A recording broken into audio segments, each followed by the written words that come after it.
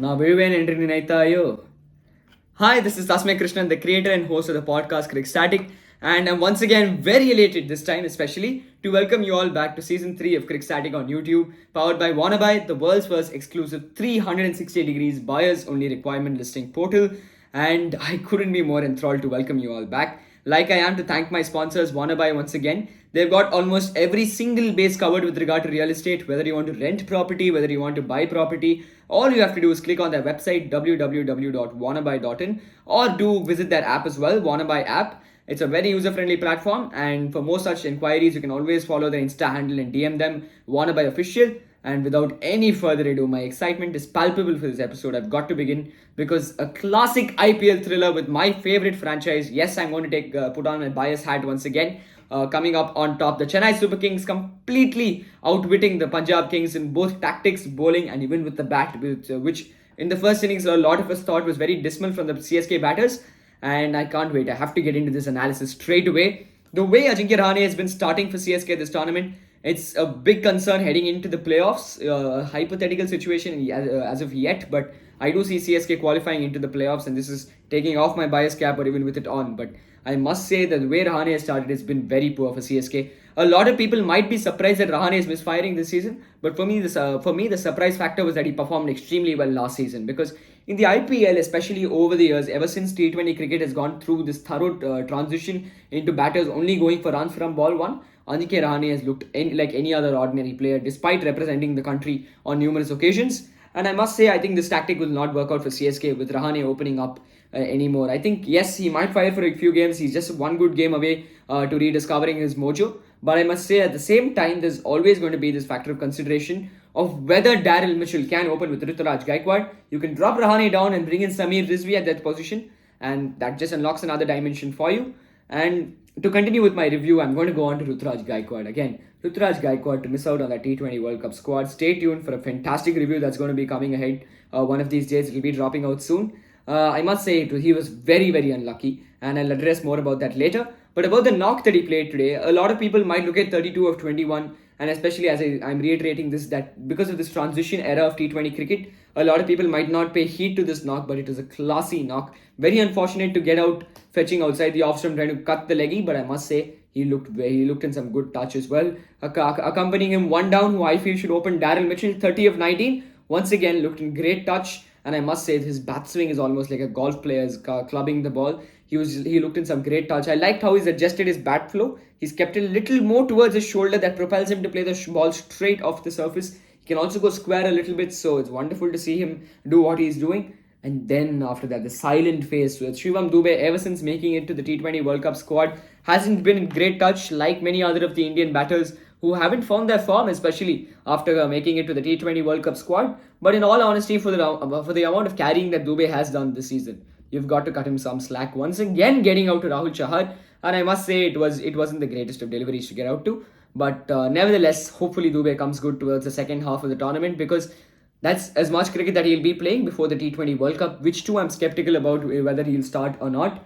And that takes me on to the next player, Moeen Ali. Again, 17 to 20. That this track on a whole was very batter friendly. You could see that was very bowler friendly. Sorry, the ball was not coming onto the bat exactly. How much you would anticipate the ball to come onto the bat to. But I must also say at the same time, the ball, it wasn't sticking off the surface. It was a very sluggish track. The ball really wasn't, bouncing off the surface a lot. Only towards the second half, you could see that there was a lot of bounce by Mitchell Santner and Ravindra Jadeja. They were getting the ball to bounce, they were getting the ball to turn. So in the first half, it was already a bowling wicket. Towards the second half, it just weathered more and more. The water retention was very less, so it became even more withered and dry. The drier, that's exactly why it worked in favor of the CSK spinners. And I must say, very happy to see Mitchell Santner coming back into the mix. And coming on to the next batsman in the squad who should be cut some slack, Ravindra Jadeja. Yes, he's been having a bad run of games for a long period of time now, but I must say he's looked, in this game, he has struck gold for CSK once again, or rather CSK have struck gold, because he came and played, I think, 43 of 26 deliveries, and then after that comes in and just picks up 3 wickets as if he's playing an under 10 game in Saurashtra, because he was that good today, Ravindra Jadeja, that I couldn't curtail my excitement and came out on the same day to shoot the video. And I must say, a few shots that he played, yes, a lot of questionable tactics in the middle. He just couldn't power the ball to the boundary. But after a while, he was timing it wonderfully. You could just see even the singles and doubles to mid on, and mid off. It was just some elegant timing. And I must say, there's no one better than Jadeja on sound when he's batting. And I must say, the position that he's batting, I think CSK found the right position. You cannot send him at the number 4 position anymore. And I felt that was experimentation taken to another level, because Jadeja is the kind of person who you would reserve as a finisher even in the Indian team. And I always say that IPL is probably a platform or a medium for you to try and rediscover your form or discover your form in a certain position to be able to play for the country. And when you have a spot like number 4 already crowded for competition, I didn't see a single reason why Jadeja had to bat up the order. And coming on to Harshal Patel dismissing MS Dhoni. Okay, it was one bad game. That's all you can say, but in all honesty, that was some very good change of pace from Harshal Patel. Came in, he's been doing this for years and years, and I must say the explanation that he gave in that halfway inning stage, to the commentators was wonderful. He spoke about the square of the field being a little rougher and how he used the reverse swing of the ball to pick up wickets. You could see that in Darrell's example as well. But I was very impressed by the way Harshal Patel operated. He's been doing this time and again. Once again, a purple cap candidate, and he's looked very impressive with those cutters. Let me read out his figures here. 4 overs, 24 runs for 3 wickets in that ground. One of the smallest grounds, but one of the most prettiest grounds in the whole world. Dharamsala with the Himalayas, as Graham Swan says on air. And in the backdrop, it just looks so beautiful, the Himalayas. And the stadium, it becomes even more prettier with that backdrop. And I must say, it was very surprising that CSK didn't start off with Rachin Ravindra. And I felt they did miss a trick there. Probably instead of Moeen Ali, even in the middle order, it was worth a shot because he scored a magnificent 100 on this surface, if I'm not wrong, in the Cricket World Cup 23. And that was still a shock, but nevertheless, the result still worked out in our favour. Reading out the other bowling figures, I had to give this bowler a shout out. He's been bowling some beautiful overs throughout the tournament. Rahul Chahar, especially in the first half, he looked very average, but the way he has bounced back, especially versus CSK, the previous game, even this game, 4 overs, 23 for 3. He's just been bowling some beautiful deliveries. He bowls it on the stumps, does not give any room to the batter, makes the batter fetch for the delivery. Sometimes he says, you know what, I'm just going to give that much more loop. Sometimes he says, I'm going to drag it back a tag. And whenever he went a little wide outside the off stump, he gave it a little more air because he wanted the batsman to play on that side. And that was some very smart bowling. And you can see a big change in Rahul Chahar's action. If you'd see, it was usually 1-2-1-2 release. But now he's taking the extra step to be able to get that drift and loop. He's saying 1-2-1-2-1 and he's releasing there. So it's a very weird release. You would usually expect an even release, but now he's just, since that tempo and rhythm that he has changed now, his non-bowling arm is dropping down wonderfully. I don't think this is even a change that he has done on purpose in the nets. It's just something that's happened to a leg spinner. We saw that happen to Shane Warne. We saw that happen to Chahal. And I still see that happening to Zampa just about now. And that's happening to him as well. When the leg spinner starts taking that extra step, he's trying to reduce the chances of the ball either being a half volley or being a full toss. So that's some good cricket there. And coming on to the Punjab Kings, because there's not a lot you could touch upon the bowling half of the PBKS, because I've spoken about Harshal and Rahul Chahar. With regard to the batting part, only Jadeja fired for the Chennai Super Kings. And Shardul Thakur and Mitchell Santner coming up, was it a good decision? In hindsight, yes. But at that moment, I did feel Talak could have come out, despite the fact that there was a spinner operating from one end. Whether he's a wuss, as many people say, that's for another day. Let's chat about that another day. He's still the GOAT of Indian cricket, the GOAT of world cricket. So I'm not going to talk about that. And coming on to the way Punjab Kings batted, Prabhsimran Singh looked on some fine touch, played a few on the leg side, and on that, with those dimensions, it was always going to be a matter of fact and matter of time when he was going to unleash. And a big credit, kudos to Tushar Deshpande. I am going to openly say this: it wasn't Jadeja's spell that won us the game; it was Tushar Deshpande's spell, because had he not picked up those early wickets, it was done-so for CSK. We all know how vital it is, to pick up those pivotal wickets up top. And Tushar Deshpande left no stone unturned to come out and bowl probably the best in-swingers and out-swingers I've seen in a while. He made the ball talk for real. He hit that hard length.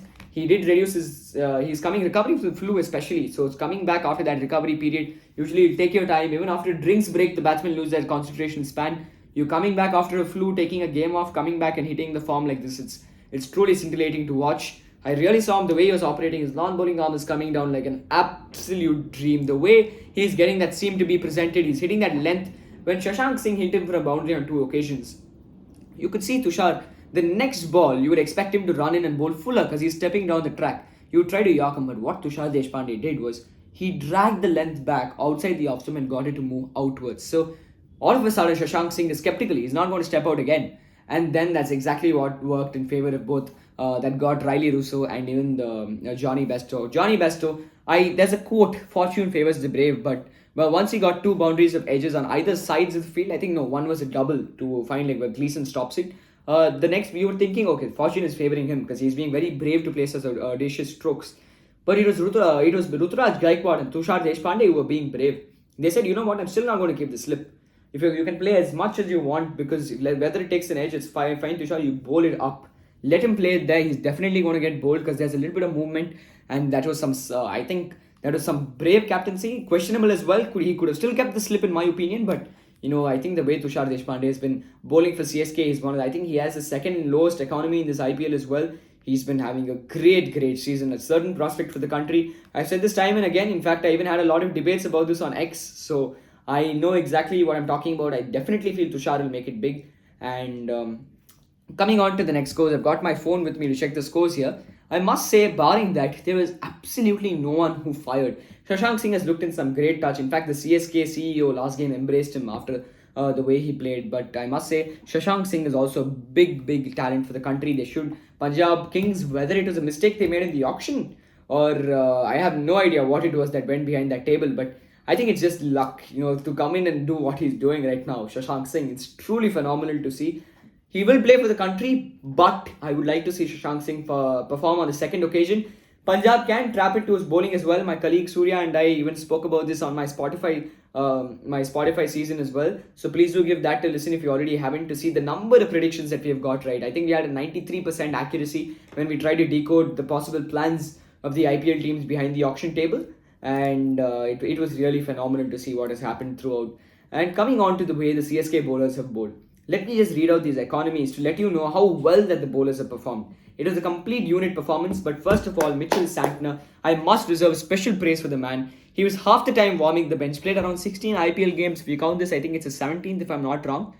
But the number of times that he comes out and proves himself, it's truly phenomenal to see the way he's been bowling. The first ball that he bowled, it reminded me so much of Akhil Hussain. That ball just angling back in like that banana swing, like Balwinder Sandhu in the 1983 World Cup. And the next ball, again, some beautiful bowling. 2 runs of his first over, if I'm not wrong. You just couldn't hit him because he's angling it inward. The next ball, he's getting it to go out. So the arm ball was landing like an absolute dream. He undercutted it on one occasion, and that ball kept low. So you didn't know how to play him. That was exactly what you would call an ideal left-arm spinner bowling with the new ball. And I must say, the way Mitch Santner has been bowling, I don't see a single reason why Theekshana should replace him in the squad, especially since because of his batting prowess and because he's 30 times better a fielder than Mahesh Theekshana, who can't field for nuts. But going ahead, I must say, the way Santner bowled, it was too good, Mitchell Santner. Even the way he fielded, I think he saved around 8 runs today, and that's a lot in T20 cricket. We've seen games that have changed because of 1 run or even because of 1 wide that has been bowled. And I must say, the way you could see that, I think the one thing that works in Mitchell Santner's favor is that he's stopping there. He's pausing for 1 second to see what the batter is doing. And once he sees, let's say the batter is shifting towards the off stump, he throws it outside there so that he doesn't get the shot across. If he's moving outside the leg stump, he's just running in the armour. He doesn't try to follow the batsman. He just puts in the armour. So you're already cramped for room. It's coming in at a faster pace. If he targets you, you can still go straight over long on. But he's just pushing that ball inward and it becomes extremely hard. So this is some next level bowling from Mitchell Santner. I was very impressed. I got goosebumps all over when I saw him bowl, because being a left-arm spinner myself, it was really inspiring to see the way he took the new ball.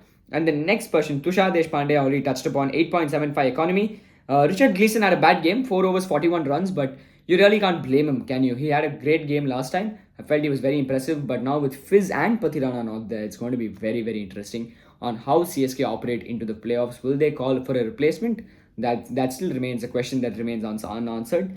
But coming on to the Talapati of CSK, or Talapati, like Harsha Bhogle said, 4 overs, 20 runs for 3 wickets. Ravindra Jadeja, the everywhere man, comes in once again and wins it for CSK. Every time the team needs you, Ravindra needs him, Ravindra Jadeja rises to the occasion. And I must say, yes, his batting has been poor, but no one can even raise an eyebrow on his bowling, because Jadeja on any given surface gets the ball to turn. He can extract a given degree of turn. He can get the ball to bounce a little bit. If he wants to come in and keep the economy tight, he can do that as well. He's bowled some beautiful, beautiful deliveries. I think my favorite delivery throughout the game was the ball that he bowled to Harshal Patel, and he didn't get him out, but he got the ball to spin away a little bit. They got him beaten. That was a dream left arm spinner ball. Dhoni received it, so you could see that Jadeja is coming back to some great form with the ball as well. Big plus point for India in the T20 World Cup.